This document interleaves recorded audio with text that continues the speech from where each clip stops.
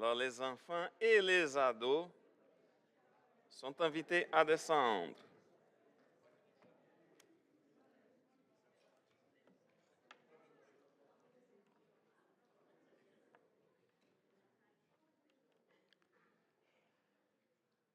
Vous savez de quoi on va parler ce matin? De la Bible, oui. Ah, ça se peut qu'on va parler de Jésus aussi, ou de Dieu. On va parler des louanges. Et pourquoi on va parler des louanges? Parce que parfois, dans la vie, il est parfois difficile, pardon, il est parfois facile de se laisser emporter par les soucis de la vie et parfois n'avoir pas la joie de louer l'Éternel. Parfois, on vient, par exemple, le dimanche matin à l'église avec plein de choses à régler, plein de problèmes. Mais qu'est-ce qui se va passer? Soit mon emploi, soit les problèmes de ma famille, dans ma famille, soit des problèmes de maladie, le travail, les responsabilités, les incertitudes. Tout cela peut parfois étouffer notre foi. Notre foi et alors notre joie. Mais aujourd'hui, on vous invite à faire une pause et à vraiment lever les yeux, à écouter comme l'appel vibrant du psaume 100 qui dit ceci: poussez vers l'Éternel des cris de joie. Maintenant, je lis la Bible de Louis II, ensuite je vais prendre la Semeur, mais parce que j'aime bien ce premier verset-là. Poussez vers l'Éternel des cris de joie, vous tous habitants de la terre. C'est une invitation à la louange. Et parfois, lorsqu'on pense dans la louange, parce qu'ici n'est pas simplement une suggestion, c'est vraiment un cri du cœur, c'est vraiment une invitation à célébrer notre Dieu avec une joie débordante. Et c'est pas mal intéressant, parce que parfois on pense, c'est quoi la louange? Et j'ai laissé ce message, je pensais d'apporter ce message ce matin exactement dans un dimanche qu'on fait une louange plus simple. Je parle dans le côté qu'il n'avait pas d'autres instruments. Il avait l'instrument le plus important, qui s'était créé par Dieu, notre voix. Et une guitare. Et on a loué l'Éternel avec toute notre joie. Oui, c'est bien parfois d'avoir tous les instruments. Un orchestre avec plusieurs instruments. Ou parfois avoir juste notre voix. Ou parfois avoir juste un violon, un piano. Parce que le plus important n'est pas du tout la question de quel instrument on va utiliser. Parce que lorsqu'on parle de louange, l'instrument le plus important, c'est nous tous, notre voix pour louer l'Éternel. Et pourquoi nous sommes invités à célébrer l'Éternel, à louer l'Éternel avec joie? Parce qu'il est digne de louange, parce qu'il est le Créateur, le Roi des rois, il est notre berger. Et ce matin, nous allons explorer ensemble surtout deux vérités qui sont puissantes de la parole de Dieu dans le psaume 100. D'abord, c'est comme nous sommes appelés vraiment à nous réjouir devant l'Éternel. Et ensuite, pourquoi il mérite chaque note de notre louange qui sort de notre bouche, chaque mot, chaque parole, alors qu'on est là pour louer l'Éternel. Alors, on voit dans ce texte, et je vous invite à relire le verset 1, qu'il est écrit ceci: Psaume pour remercier Dieu. Et comment il va remercier Dieu? Il commence: acclame l'Éternel aux terres tout entières. Alors il parle ensuite d'autres versions, comme le Louis II, poussez vers l'Éternel des cris de joie.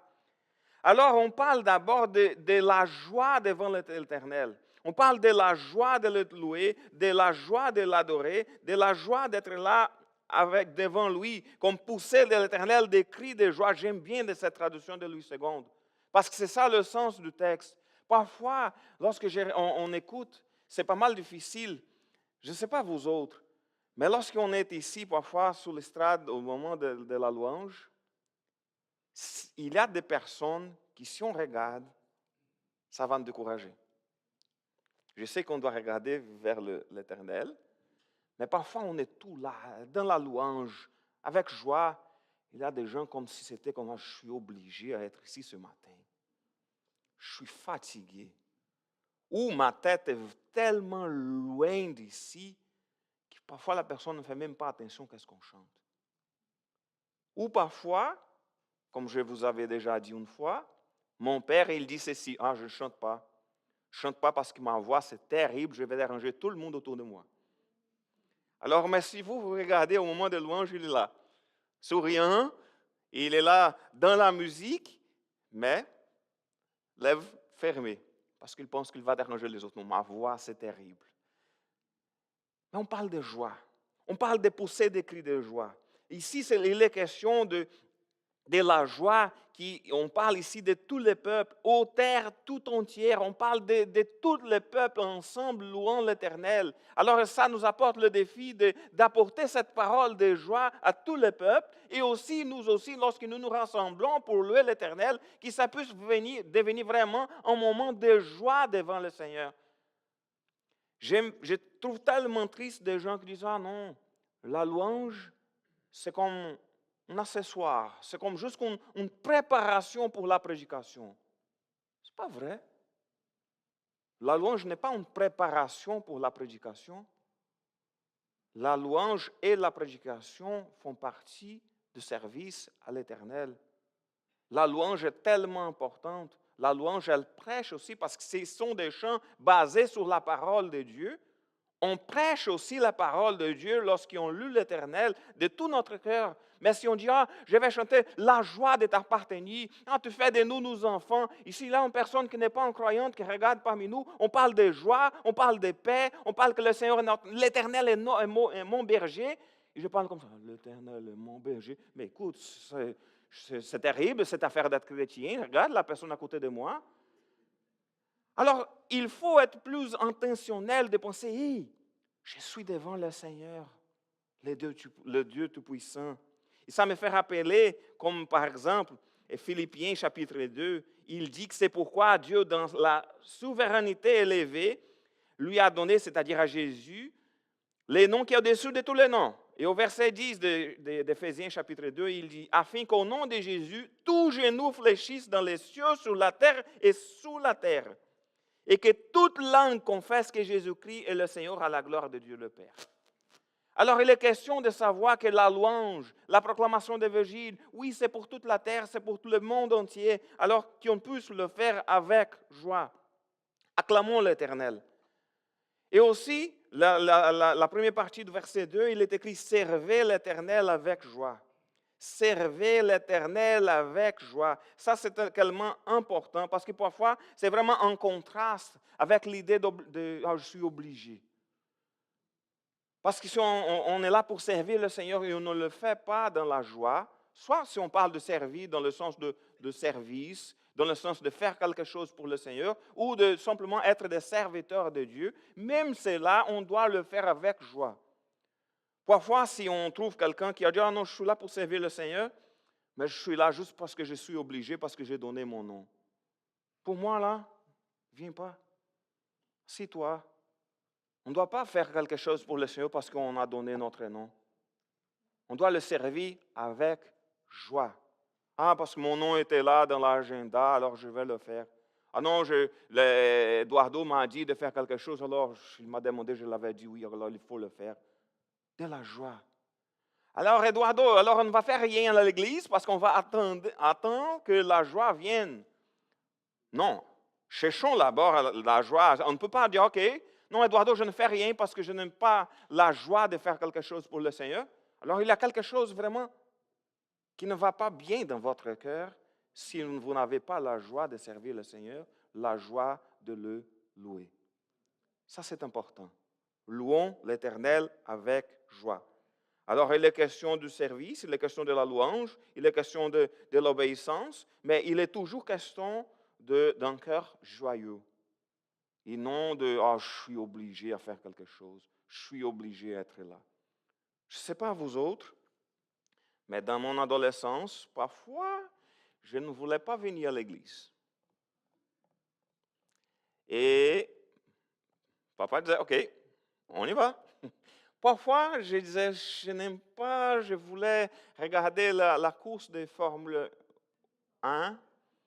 À l'époque, il y avait un pilote brésilien, Ayrton Senna, je ne sais pas si vous vous rappelez, et je voulais regarder la course. Mais papa disait, non, on y va, on y va.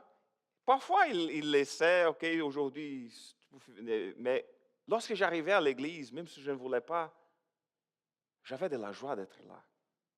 Parce que j'étais avec mes frères et sœurs, j'étais devant l'Éternel. Il y avait une madame que j'ai connue, qui, dans la première église où j'étais pasteur, ça fait presque 20 ans, elle disait souvent ceci: le jour où je ne suis pas envie d'aller à l'église, c'est le jour que j'ai plus besoin d'aller à l'église. Alors, si je ne suis pas envie d'aller à l'église, voilà, je vais y aller. Parce que j'ai besoin davantage, parce que c'est une mauvaise signe que je suis, ça ne suis pas si près de Dieu comme j'aimerais être. Et ensuite, la question de la joie, ça devient un peu plus fort dans la deuxième partie du verset 2, où il est écrit « Entrez en sa présence avec des chants joyeux ». Oui, je sais qu'on a tout genre de chants. Et c'est important de chanter aussi des chants qui nous apportent la réflexion, qui nous mettent dans la prière, doucement, dans un moment de réflexion personnelle. Mais oui, c'est important aussi de chanter avec joie, de chanter le Seigneur avec joie, d'entrer dans sa présence avec des chants joyeux, ou comme il est écrit au verset 4, avancez par ses portes avec reconnaissance, entrez dans ses parvis en chantant ses louanges, rendez-lui votre hommage, bénissez-le. Alors on voit ce texte-là, on voit de la joie d'entrer dans la présence de Dieu, on voit de la joie d'entrer pour se rassembler pour louer l'Éternel. Alors, on a besoin de revoir s'il y a quelque chose, je ne suis pas joyeux pour être là, je n'ai pas envie d'être là, et je dois demander au Seigneur de m'aider, de traiter mon cœur pour que je puisse être dans la joie lorsque je suis devant lui, dans sa présence, parmi mes frères et sœurs pour le louer. Alors, il est question d'entrer dans sa présence, dans la joie, parce que le chant, c'est vraiment comme une expression de cette joie intérieure. Je ne sais pas vous autres, parce qu'il y a des gens qui aiment plus la musique et d'autres qui aiment moins. Moi, là, je suis joyeux, je chante. Je chante. Chez moi, je chante. Ben, je ne vais pas le faire dans une réunion. Je ne suis pas dans une réunion, je vais commencer à chanter parce que je suis joyeux. Non, mais parfois, il vient beaucoup de chants dans ma tête parce que j'aime la musique, j'aime chanter, j'aime surtout louer l'Éternel. Alors ça, c'est quelque chose que ça doit faire partie de la vie de chaque croyant, d'aimer la question de louer l'Éternel. Par exemple, il y avait dans d'autres églises, ce n'était pas ici, des gens qui arrivaient juste pour le moment de la prédication. Je sais que parfois, c'était quelqu'un qui était vraiment en retard. Mais dans une des églises au Brésil, je voyais qu'il y avait des gens qui arrivaient toujours jusqu'au moment de la prédication. Et je voyais ça comme un symptôme que, OK, pour moi, l'important, c'est juste la prédication pour être nourri. Non. Oui, c'est important. Mais ce n'est pas juste ça. Qu'on puisse chanter, entrer en sa présence avec des chants joyeux, qu'on puisse avancer par ses portes avec reconnaissance, qu'on puisse entrer dans ses parvis en chantant ses louanges avec toute joie, de tout notre cœur, qu'on puisse vraiment chercher la joie qui vient du Seigneur. Alors, louons l'Éternel avec joie. Et pourquoi? Parce qu'il est digne de louange. Parce que ce n'est pas juste parce que chanter, ça fait du bien. Oui, pour moi, chanter, ça fait du bien. Mais ce n'est pas juste ça. C'est parce qu'il mérite notre louange.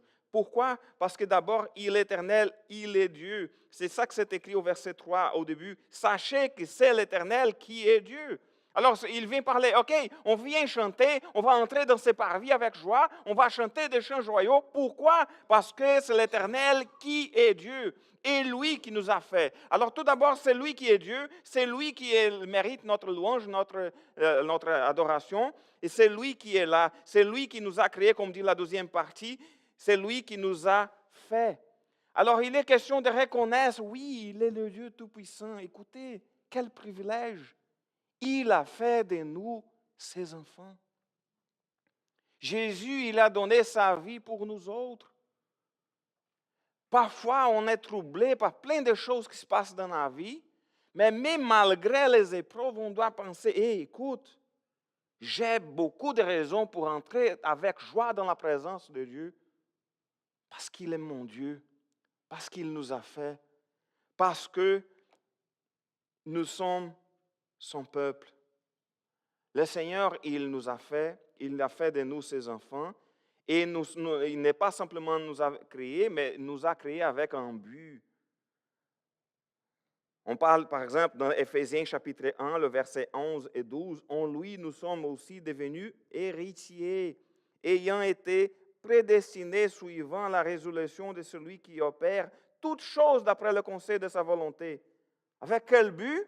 C'est au verset 12. « Afin que nous servions à louange de sa gloire. » Le Seigneur nous a fait, il a fait de nous ses héritiers, il nous a prédestinés, il a fait de nous pour opérer dans ce grand conseil de sa volonté, il nous a attirés à lui afin que nous servions à la louange de sa gloire. Alors il est question de louange, il est question de savoir qu'il nous a fait, il est question de savoir que nous sommes son peuple, que nous sommes son troupeau. Et c'est comme dans Louis II, il dit, nous sommes... la partie C du verset 3, il est écrit que nous lui appartenons et nous sommes son peuple, le troupeau qu'il fait paître. Et dans Louis II, il est écrit le troupeau de son pâturage. Alors il est question de reconnaître, ce n'est pas simplement qu'il nous a fait dans le passé, mais il a fait de nous son peuple, il a fait de nous ses enfants, il est notre Père qui nous aime tellement. Il nous aime. Alors, on a tellement de raisons pour louer l'Éternel avec toute la joie, parce que nous sommes à lui, nous sommes son peuple, nous sommes les bébris. Alors, il est question qu'il nous a créés pour avoir une relation avec lui. Et cette relation, on peut exprimer de plein de façons, par exemple par la prière et aussi par la louange. Bénis l'Éternel. Alors, c'est les privilèges que nous sommes, et nous avons été choisis comme peuple de Dieu. On est soigné par lui. Il est notre berger. Alors parfois, comme je disais tantôt, oublions les choses. Oublions un peu lorsqu'on on se rassemble pour louer l'Éternel. Laissons les problèmes en arrière. Laissons dehors. Qu'on puisse vraiment nous concentrer et dire, écoute, je suis là pour louer l'Éternel. Avec joie. Parce qu'il est Dieu, parce qu'il m'a fait, parce qu'il a fait de moi son peuple. Et, au verset 5, « Car l'Éternel est bon, car son amour dure à toujours, et sa fidélité s'entendra d'âge en âge. » Écoutez, regardez ici. Pourquoi on doit louer l'Éternel? Parce qu'il est Dieu, il nous a fait, nous sommes son peuple, et ce Dieu-là qui nous a créés, il est bon, son amour durera toujours et sa fidélité s'entendra d'âge en âge. On parle de quelques qualités ici de notre Dieu. On pouvait énumérer plein de qualités. C'est pour ça qu'on loue. Et parfois aussi, on parle là, on va louer l'Éternel. Il y a parfois des chants qui ne sont pas vraiment des chants de louange. Ce sont des chants qui parfois mettent l'accent sur d'autres choses. Et il y a d'autres chants qui sont vraiment des chants de louange, on loue l'Éternel. On dit qu'il est bon, ce qu'il a fait, ce qu'il y est. Alors c'est ça qui c'est louer l'Éternel. Et parfois, lorsqu'on va louer, c'est bien de rappeler des qualités de Dieu.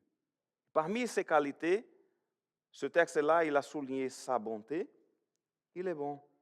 Mais Eduardo, mais la vie, ce n'est pas facile. Il y a beaucoup de problèmes, il y a de méchanceté dans le monde. Oui, mais Dieu, il est toujours bon.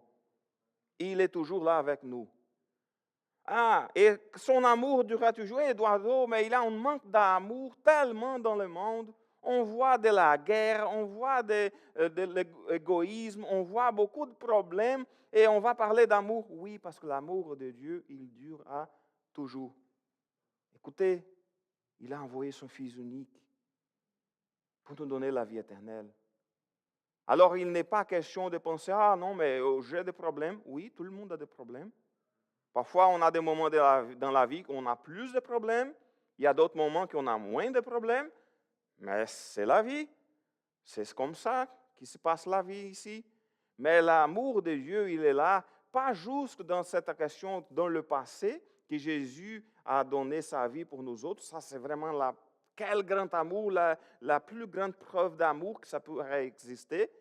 Mais aussi parce qu'il est notre berger. Il s'occupe de nous autres. Il est là avec nous dans les bons moments, dans les mauvais moments, dans tous les moments de la vie. Il est là avec nous. Même lorsqu'on pense que les choses sont tellement difficiles, c'est devenu trop difficile, je ne sais pas quoi faire, le Seigneur, il est là avec nous.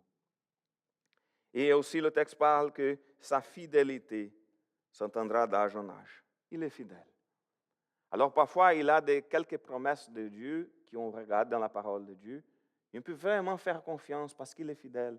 S'il a dit Jésus, il reviendra me chercher, il reviendra.